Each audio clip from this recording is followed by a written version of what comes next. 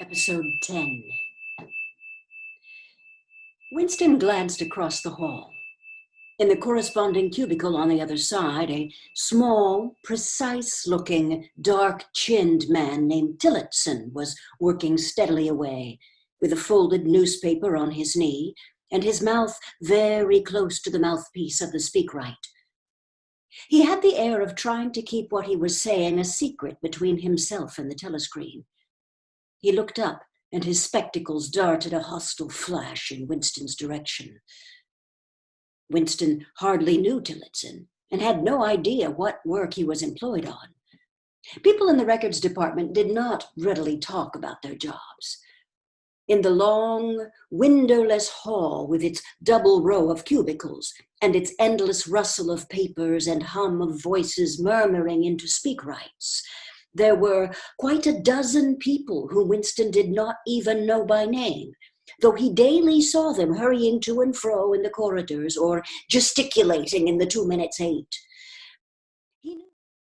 He knew that in the cubicle next to him, the little woman with sandy hair toiled day in, day out, simply at tracking down and deleting from the press the names of people who had been vaporized and were therefore considered never to have existed. There was a certain fitness in this, since her own husband had been vaporized a couple of years earlier. And a few cubicles away, a mild, ineffectual, dreamy creature named Ampleforth, with very hairy ears and a surprising talent for juggling with rhymes and meters, was engaged in producing garbled versions, definitive texts, they were called, of poems which had become ideologically offensive, but which for one reason or another were to be retained in the anthologies.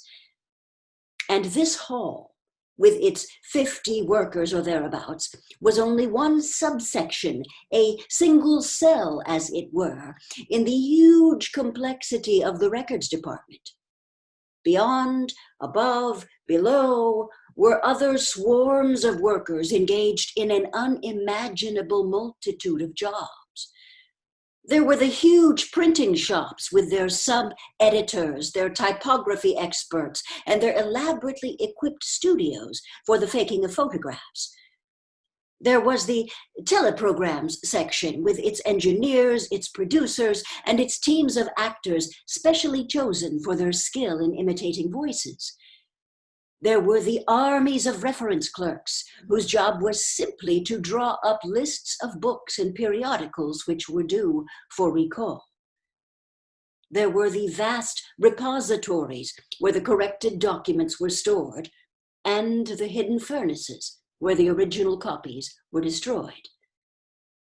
And somewhere or another, quite anonymous, there were the directing brains who coordinated the whole effort and laid down the lines of policy which made it necessary that this fragment of the past should be preserved, that one falsified, and the other rubbed out of existence.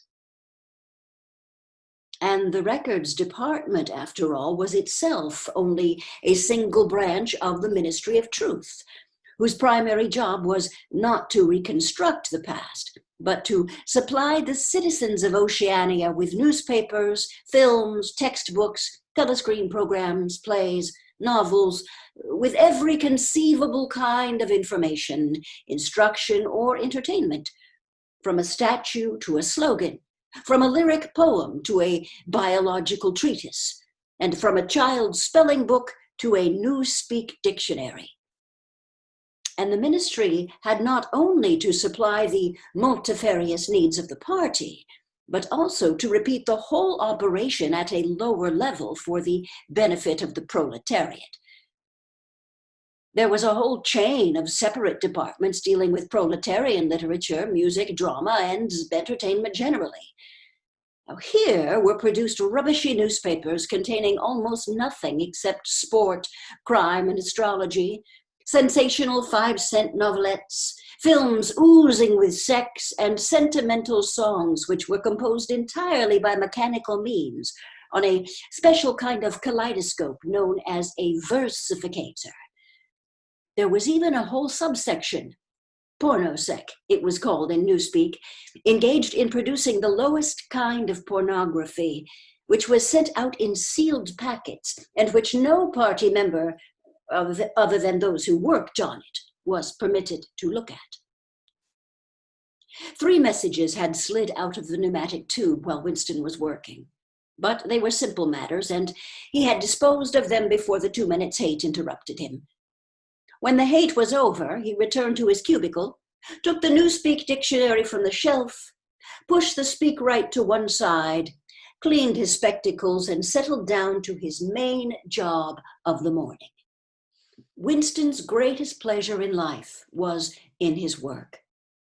Most of it was a tedious routine, but included in it there were also jobs so difficult and intricate that you could lose yourself in them, as in the depths of a mathematical problem.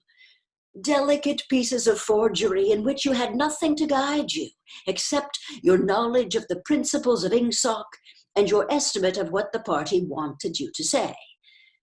Winston was good at this kind of thing. On occasion, he had even been entrusted with the rectification of the Times' leading articles, which were written entirely in Newspeak. He unrolled the message that he had set aside earlier. It ran, Times 3.12.83, reporting BB day order, double plus ungood refs, unpersons, rewrite, full-wise, upsub, anti-filing. In Old Speak, or Standard English, this might be rendered, the reporting of Big Brother's order for the day in the Times of December 3rd, 1983 is extremely unsatisfactory and makes references to non-existing persons. Rewrite it in full and submit your draft to higher authority before filing. Winston read through the offending article. Big Brother's order for the day, it seemed, had been chiefly devoted to praising the work of an organization known as FFCC, which supplied cigarettes and other comforts to the sailors in the floating fortress. A certain Comrade Withers, a prominent member of the inner party, had been singled out for special mention and awarded a decoration, the Order of Conspicuous Merit, 2nd class. 3 months later, FFCC had suddenly been dissolved with no reasons given. One could assume that Withers and his associates were now in disgrace, but there had been no report of the matter in the press or on the telescreen.